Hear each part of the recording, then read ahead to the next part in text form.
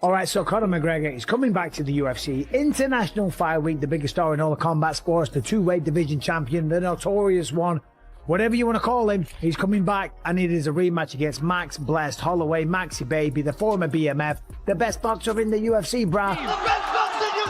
This fight is phenomenal. It's a rematch from the first fight that happened in 2013. This clip sets a colossal stage for a monumental showdown. We are looking at Conor McGregor, the undisputed king of combat spectacle, preparing for a high-stakes rematch against Max Holloway. This isn't merely another bout, it is a profound collision between two warriors whose history was forged in the fire of their initial encounter. The atmosphere is electric, charged with the weight of legacy and the magnetism that only McGregor can generate. This is a global event that transcends the sport itself, serving as a pivotal moment for redemption, as these two titans reconnect after nearly a decade of anticipation. With questions surrounding his long absence and physical hurdles, the world watches to see if McGregor can truly reclaim his destiny and solidify his place in history. That's a fantastic fight, ladies and gentlemen! When Conor McGregor was just on the come-up, when Max Holloway was known for being a really young fighter but really good with good boxing, actually took Conor McGregor to the third round. Conor had to take him down in the third round because guess what? Turns out he blew his ACL. Is the Notorious still that same unstoppable force that once captivated the globe? Will we witness a triumphant resurgence that reminds everyone why he became the biggest star in combat sports history? Or are we on the brink of witnessing the painful decline of a legend? Tonight, we peel back the layers of this narrative, separating genuine truth from empty hype. We are here to confront the difficult question: is McGregor truly prepared to re-enter the furnace, or has the fire that burned so intensely for so many years finally begun to dim? I don't know, a handful of times in the UFC, it's a very, very tough one to come back. Not saying Conor can't do it, not saying he can't come back and reclaim the throne. I don't think he's going to come back and become a champion. I don't think he's got any ideas of doing that. But he does want to come back. He wants to fight. Of course, he wants to get paid, but he's earned plenty of money. But the man is a fighter at heart. Now, I did think it was... This segment offers a vital flashback, pulling back the curtain on the first meeting between McGregor and Holloway to reveal how much was actually at stake. It transports us to a time when both were hungry, rising stars with everything to prove. While Holloway showed early boxing brilliance by forcing a competitive third round, the real bombshell often overlooked is that McGregor blew his ACL during the contest. This revelation showcases the immense mental fortitude required to fight through such a severe injury, setting a precedent for the warrior spirit that would later define his career.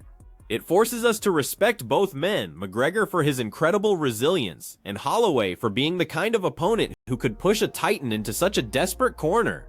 Nate Diaz, of course, we saw him over the weekend, going up against Mike Perry. He looked terrible. It was not a good performance, okay?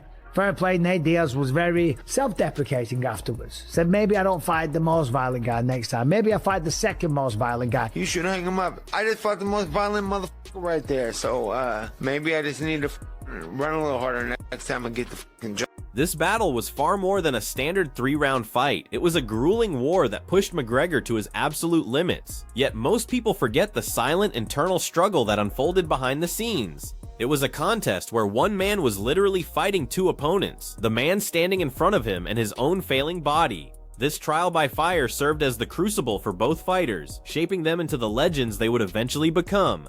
The injuries and the subsequent path taken highlight the personal cost of such greatness, leaving us to wonder if the lessons from that first encounter will rewrite the history of their upcoming clash. Conor McGregor would have absolutely smoked him. Now, I did hear rumors of this third fight going to happen, but of course, he decided to fight Mike Perry. Probably thought he was going to beat Mike Perry. Probably thought then he'd be able to go to the UFC and maybe get an even bigger deal. But that all back Nate Diaz, right? That fight against Conor McGregor, unless they fight outside of the UFC, I don't think that one is ever going to happen. But that doesn't matter because he ain't the opponent. Max Holloway is, and of course it's going down in the T-Mobile Arena. And this is happening on July 11th. Not every fighter successfully returns to their former glory, and many are never quite the same after significant physical trauma. This transition is not just about bones mending or muscles regaining strength, it is a profound test of mental resilience. We are forced to consider whether a man who has achieved such immense wealth and comfort still possesses the primal burning hunger required to endure the brutal grind of a comeback. While skepticism regarding his championship form is entirely logical, one cannot ignore that McGregor's core identity is inextricably linked to this sport, raising the ultimate question of whether his spirit can truly overcome the toll of time and injury. Not an old man, but certainly not a spring chicken by any accounts, and certainly when it comes to professional fighting. Now, you could argue that he's had 5 years away from the sport, which is true. That's 5 years of not having the wear and tear. That's 5 years of not going through training camps. 5 years of not getting punched on the face. I mean, geez Louise, when we look at the record of Max Holloway, yes, he lost his last one in January for the BMF belt to Charles Oliveira. Didn't really get beaten up though, just kind of got taken down, had his back taken, defended the whole time.